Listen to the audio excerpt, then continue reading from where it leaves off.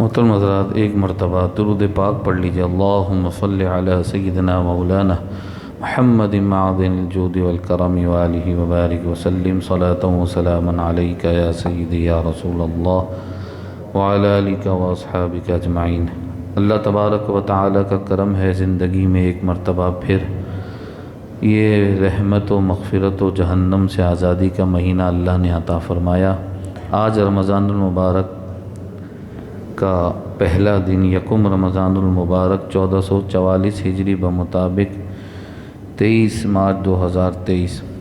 روزانہ ظہر کی نماز کے بعد انشاءاللہ قصص الانبیاء، انبیاء کرام علیہم الصلاۃ کے واقعات بیان ہوں گے۔ 25 منٹ کا یہ بیان ہوگا جمعہ اور اتوار کے علاوہ۔ پارہ نمبر 1 سورہ بقرہ، رکوع نمبر 4 اور آیت نمبر ہے یہ سورہ بقرہ کی 30 آیت نمبر 30 سے لے کر 34 تک۔ ان 4 آیتوں میں اللہ تعالیٰ نے حضرت آدم علیہ السلام کا واقعہ بیان فرمایا ہے۔ حضرت آدم علیہ السلام سب سے پہلے انسان ہیں، سب سے پہلے نبی ہیں۔ ارشاد فرمایا اللہ تعالیٰ نے، اعوذ باللہ من الشیطان الرجیم، وَإِذْ قَالَ رَبُّكَ لِلْمَلَائِكَةِ، اور یاد کرو جب تمہارے رب نے فرشتوں سے فرمایا، انی جاعل فی الارض خلیفہ، میں زمین میں اپنا نائب بنانے والا ہوں۔ قالوا اتجعل فیہا من یفسد فیہا ویسفک الدماء، تو فرشتے بولے، اللہ سے بولے، کیا ایسے کو نائب کرے گا جو ان میں فساد پھیلائے گا اور خون ریزیاں کرے گا؟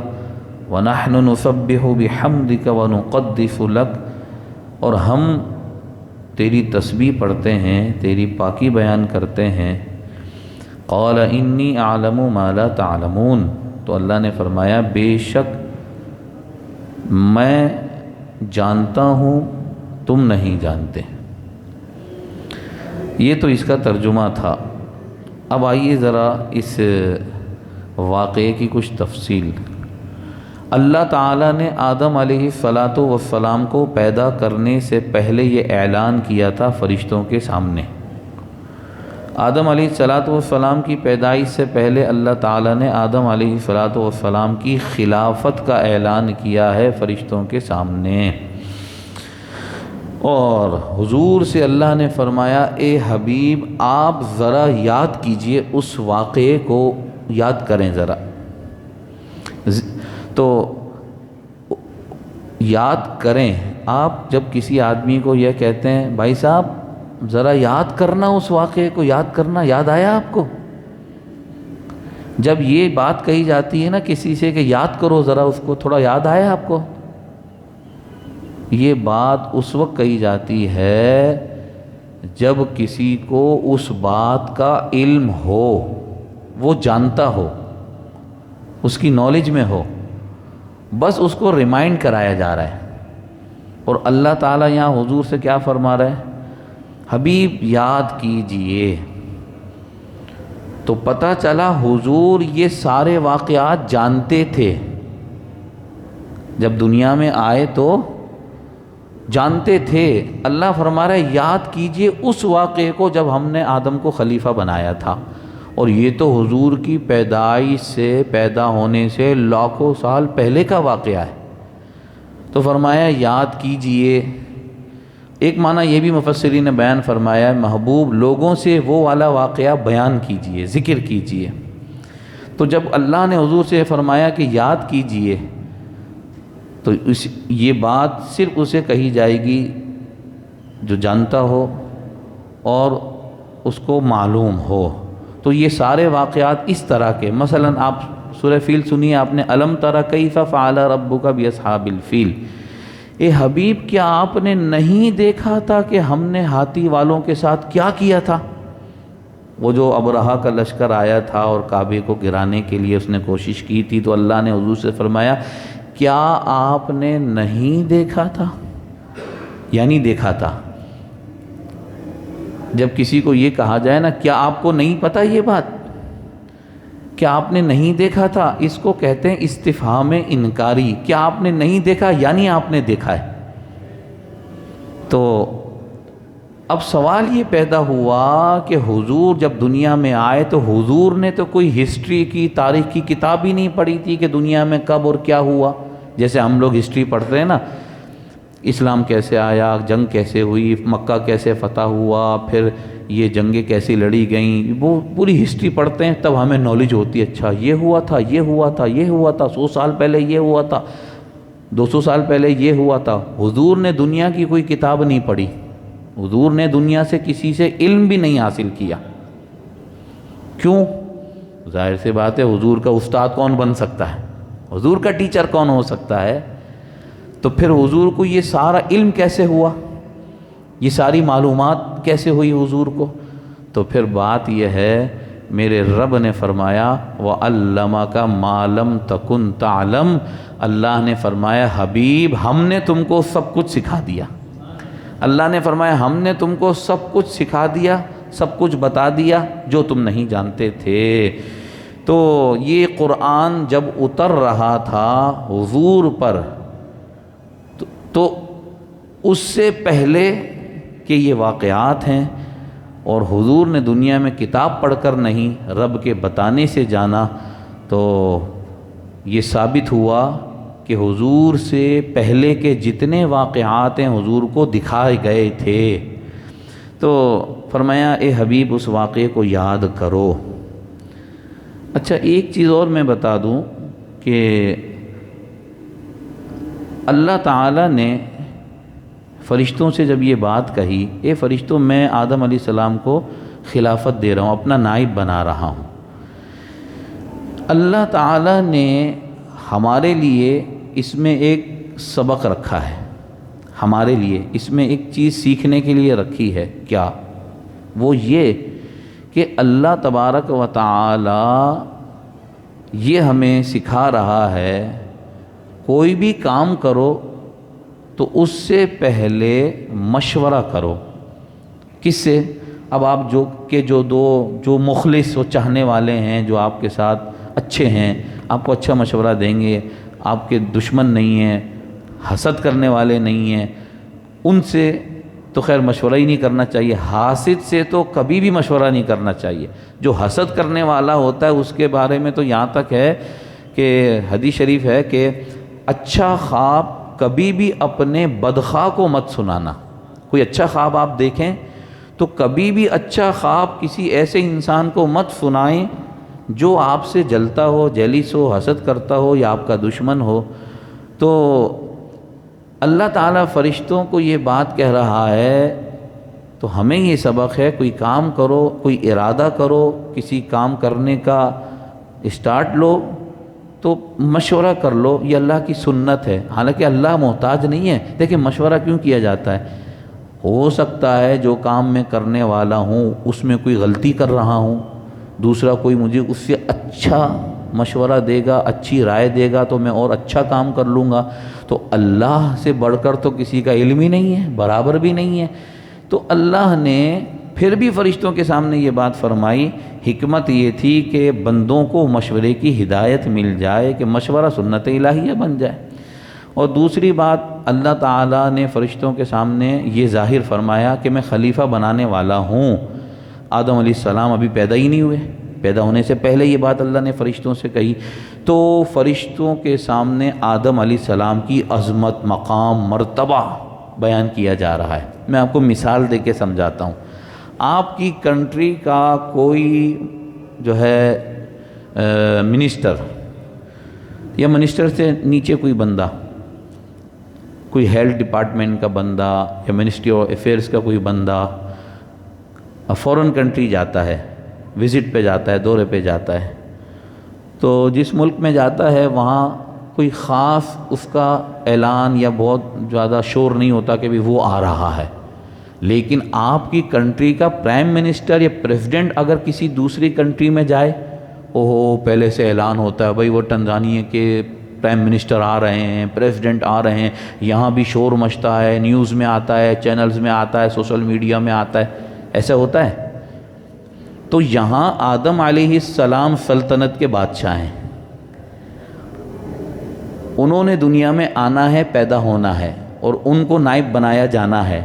تو اللہ تعالیٰ نے آدم علیہ السلام کے اس رتبے اور مقام کو فرشتوں کے سامنے ظاہر فرمایا، اور اعلان کیا جا رہا ہے کہ انہیں یہ رتبہ دیا جائے گا، کیونکہ سلطنت کے بادشاہ ہیں آدم علیہ السلام، اور آدم علیہ السلام کائنات میں بہت بڑا رتبہ رکھتے ہیں، پہلے انسان ہیں۔ تو اس طرح اللہ نے اعلان فرمایا کہ میں نائب بنانے والا ہوں، اور فرمایا وَإِذْ قَالَ رَبُّكَ۔ اچھا، اللہ تعالیٰ کا جو اعلان ہے، اس اعلان کے جو جملے ہیں نا، سینٹنس، ذرا اس پہ غور کریں۔ وَإِذْ قَالَ رَبُّكَ، یاد کرو جب آپ کے رب نے فرمایا۔ رب تو وہ سارے جہان کا ہے، رب العالمین، سب کا رب ہے وہ، لیکن یہاں اللہ حضور کی طرف نسبت کر رہا ہے۔ آپ کے رب نے فرشتوں کے سامنے جب یہ بات کہی، آپ کے رب نے، حضور کی شان ظاہر کی جا رہی۔ اللہ چاہتا تو یہ فرماتا، جب میں نے یہ بات کہی تھی فرشتوں کے سامنے، حبیب یاد تو کرو اس واقعے کو۔ اللہ چاہتا تو یہ کہہ دیتا، میں نے فرشتوں سے جب یہ بات کہی تھی اس واقعے کو یاد کرو، یا اللہ یہ چاہتا تو یوں کہہ دیتا، جب اللہ نے فرشتوں سے یہ بات کہی۔ دونوں طریقے نہیں ہیں یہاں پر۔ طریقہ کیا ہے؟ جب آپ کے رب نے یہ بات کہی، اس سے حضور کی شان ظاہر ہوئی کہ اللہ تعالیٰ اپنا ذکر حضور کے ذکر سے جوڑ رہا ہے، اپنا ذکر حضور کے ذکر کے ساتھ کر رہا ہے۔ آپ کے رب نے یہ بات کہی۔ شاعر مشرق ڈاکٹر اقبال بڑے عاشق رسول تھے، تو یہ جو عاشق رسول ہوتے ہیں، حضور سے محبت کرنے والے، یہ جو عشق کرتے ہیں نا، محبت کرتے ہیں حضور سے، تو ان کی باتیں بھی محبت بھری ہوتی ہیں، اور ہمیں محبت سکھائی گئی ہے، محبت کا درس دیا گیا ہے، نبیوں سے محبت، ولیوں سے محبت، ماں باپ سے محبت، پڑوسی سے محبت، بڑے سے پیار، بڑے سے محبت، ادب، آداب، یہ سب ہمارے اسلام نے سکھایا ہے۔ تو ڈاکٹر اقبال کہتے ہیں میں تو اللہ کو اللہ ہی اس لیے مانتا ہوں، میں تو اللہ کو ایک خدا اس لیے مانتا ہوں کہ حضور اللہ کو مانتے ہیں۔ دیکھیں نا، کیونکہ حضور اللہ کو مانتے ہیں اور حضور ایک خدا کو مانتے ہیں، تو بس میں بھی اسی لیے حضور کو ایک خدا مانتا ہوں، اور اللہ کو ایک خدا مانتا ہوں۔ اچھا، اب فرمایا وَإِذْ قَالَ رَبُّكَ لِلْمَلَائِكَةِ، فرشتوں سے اللہ نے یہ بات کہی۔ ملائکہ عربی زبان کا لفظ ہے فرشتے، جمع ہے، پلورل ہے، اس کا سنگولر کیا ہے؟ ملک، ملکن۔ ملکن یہ عربی زبان کا لفظ ہے فرشتہ، اس کا معنی ہے پیغام، میسج۔ عربی میں کہا جاتا ہے ملکنی الیہ، مجھ کو اس کی طرف بھیجا، مجھے اس کی طرف کسی نے بھیجا، تو پیغام لے کر گیا۔ تو یہ لفظ ملکن فرشتہ بنا ہے ملوکتن سے، اور اس کا معنی آتا ہے پیغام۔ اب ملائکہ یہ جمع بن گئی، تو یہ فرشتے اللہ کا پیغام لے کر آتے تھے نبیوں کی طرف، اس لیے ان کو ملائکہ کہا گیا۔ اچھا جناب، فرشتے کون ہوتے ہیں؟ فرشتے نورانی مخلوق ہیں، فرشتے نور سے بنے ہیں۔ تو تھوڑا سا میں فرشتوں کے بارے میں بتاؤں کہ یہ اللہ کی ایسی مخلوق ہیں کہ یہ اپنے جسم کو تبدیل کر سکتے ہیں، جیسے کہ جبرائیل امین علیہ السلام انسانی شکل میں حضور کے بعد تشریف حاضر ہوتے تھے، اپنی یہ جو شکلیں یہ چینج کر لیتے ہیں، نورانی مخلوق ہیں، شکلیں ان کی چینج ہوئی، بہت طاقتور ہیں۔ اور یہ ہیں کتنے فرشتے، یہ آپ کو میں معلوماتی چیز بتاتا ہوں کہ فرشتوں کی تعداد کتنی ہے۔ تو اس کو سمجھنے کے لیے پہلے تو آپ یہ سمجھیں کہ یہ اللہ تبارک و تعالیٰ کی جو مخلوق ہے، ہم تو یہ جانتے ہیں نا، ایک جن ہے، انسان ہیں، فرشتے ہیں، پرندے ہیں، جانور ہیں، اس سے زیادہ تو ہم کم جانتے ہوں گے۔ تو یاد رکھیے، انسان، جنات، فرشتے، پرندے اور جانور۔ پھر اس کی تفصیل سنیے ذرا۔ اللہ تعالیٰ نے فرشتوں کو انسانوں سے زیادہ بنایا ہے۔ فرشتے انسان سے بہت زیادہ ہیں، جنات سے بھی زیادہ ہیں، اور اس کو تفاسیر میں پھر بیان کیا گیا۔ فرمایا صاحب تفسیر روح البیان، ایک تفسیر عربی کی، انہوں نے پھر اس پر کلام فرمایا انسانوں کی جو تعداد ہے، انسان جنات سے کم ہے، جنات زیادہ ہیں۔ اچھا، اب انسان کتنے ہیں، جنات کتنے ہیں؟ فرمایا انسان جنات کا 10واں حصہ ہے۔ 1/2 نہیں، 1/3 نہیں، 1/4 نہیں، 1/10، 1/10۔ انسان جنات کا صرف 10واں حصہ ہے۔ تو جن کتنے ہوں گے؟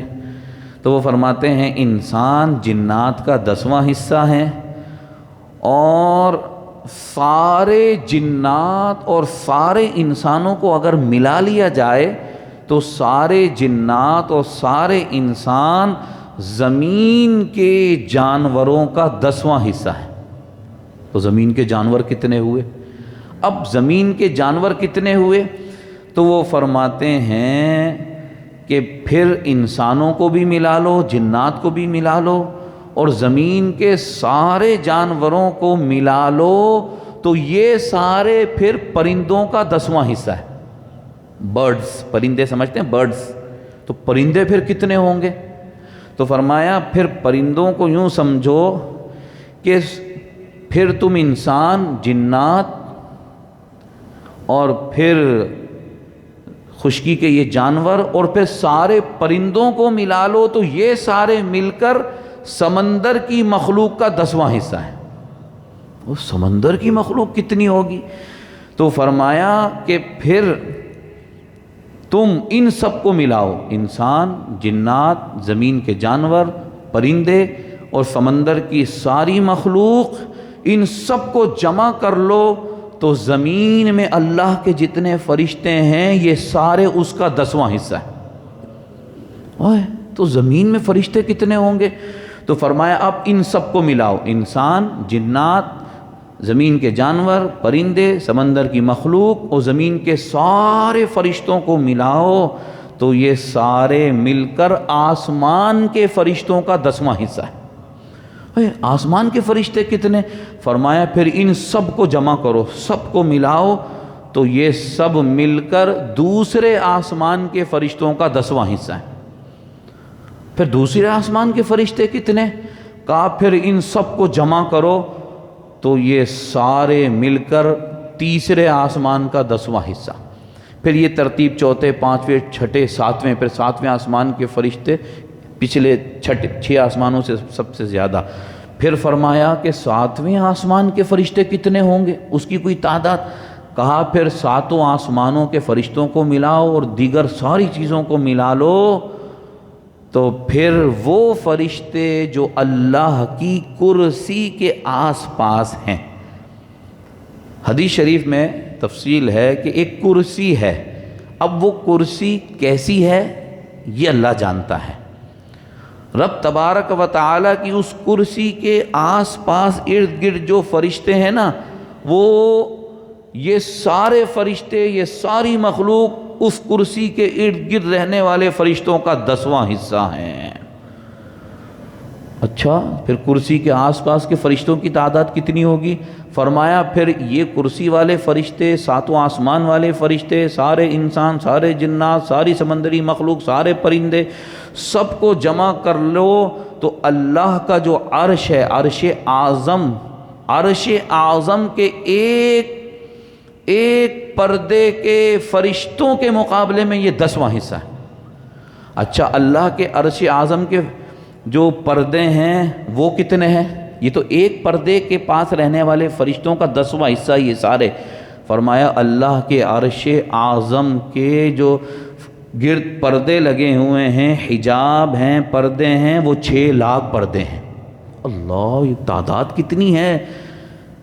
اور پھر فرمایا یہ سارے فرشتے، ساری مخلوق سب کو جمع کر لو، یہ سارے کے سارے ایسے ہیں جیسے سمندر کے مقابلے میں پانی کا ایک قطرہ۔ وما یعلم جنود ربک الا ہو، میرا رب کہتا ہے یہ فرشتے کی تعداد، فرشتے کتنے ہیں رب کے سوا کوئی نہیں جانتا، یہ رب کے بتانے سے حضور جانتے ہیں۔ تو یہ جو ہے اتنی بڑی مخلوق ہے اللہ کی، یہ سارے فرشتے اللہ کے حکم کے پابند ہیں، عبادت کرتے ہیں، گناہوں سے پاک ہیں، مختلف ان کے کام ہیں۔ میں ایک واقعہ آپ کو سناتا ہوں۔ حضور علیہ الصلاۃ والسلام نے فرمایا کہ میں معراج میں گیا، میں معراج میں ایک جگہ میں گیا تو میں نے دیکھا کہ فرشتوں کی لائن بنی ہوئی ہے، قطار، اور فرشتے اس لائن میں تیزی سے جا رہے ہیں۔ میں نے لائن، بلکہ ایک سے زیادہ لائن ہے، حضور فرماتے ہیں میں نے بہت ساری لائنیں دیکھی، فرشتے گزر رہے ہیں وہاں سے، جا رہے ہیں۔ تو میں نے فرشتوں کو گزرتے ہوئے دیکھا، میں نے جبرائیل سے پوچھا یہ جبرائیل یہ فرشتے کدھر جا رہے ہیں، یہ کہاں جا رہے ہیں؟ تو کہنے لگے یا رسول اللہ میں تو جب سے پیدا ہوا ہوں، مجھے اللہ نے جب سے بنایا ہے، میں تو اس وقت سے آج تک یہ لائنیں دیکھ رہا ہوں، اسی لائن میں فرشتے مسلسل جا ہی رہے ہیں آگے، اور جو اس رستے سے ایک دفعہ گزر جاتا ہے نا دوبارہ نہیں گزرتا۔ تو مجھے خبر نہیں کہ یہ کہاں سے آ رہے ہیں کہاں جا رہے ہیں، بس یہ برسوں سے جا رہے ہیں۔ حضور نے ارشاد فرمایا جبرائیل تمہاری عمر کتنی ہے، تم پیدا کب ہو، تمہاری عمر ایج کتنی ہے تمہاری؟ تو جبرائیل بولے یا رسول اللہ میں اتنا جانتا ہوں کہ اللہ تبارک و تعالی ہر 4,00,000 برس کے بعد ایک تارہ پیدا کرتا ہے، ایک اسٹار پیدا کرتا ہے۔ کتنے سال کے بعد؟ ہر 4,00,000 سال کے بعد ایک اسٹار پیدا کرتا ہے۔ میں نے اپنی زندگی میں 4,00,000 مرتبہ یہ اسٹار دیکھا ہے۔ تو سوچے جبرائیل کی عمر کتنی ہوگی؟ تو فرمایا ہم نے جب فرشتوں سے یہ بات کہی تو فرشتوں کی اقسام ہیں جس کا ذکر قرآن میں ہے۔ میں انشاءاللہ کل جمعہ ہے، کل تو جمعہ کا بیان ہے، سیٹرڈے کو تھوڑی سی اور تفصیل بیان کروں گا کہ فرشتوں کی قسمیں کتنی ہیں اور فرشتے کون کون سے کام کرتے ہیں، اور ان فرشتوں میں جو خاص فرشتے ہیں وہ کیا کرتے ہیں، اور فرشتوں کی خوبیاں کیا ہیں، فرشتوں کی صفات کیا ہیں، کمالات کیا ہیں فرشتوں کے۔ یہ تھوڑی سی چند باتیں میں مزید عرض کروں گا، اور پھر یہ بتاؤں گا کہ جو اللہ تعالیٰ نے فرشتوں کو پیدا کیا تو جنات سے پہلے پیدا کیا یا فرشتے پہلے پیدا کیے گئے؟ جنات زمین میں رکھے گئے، پھر جب جنات زمین میں رہتے تھے تو اس وقت فرشتے نہیں تھے، تو یہ فرشتے آئے کیسے زمین میں اور پھر آ کر بسے کیسے، رہے کیسے؟ یہ اس کے بعد پھر مزید اس کی وضاحت کروں گا کہ اللہ نے جو آدم کو خلیفہ بنایا اس کی ضرورت کیا تھی؟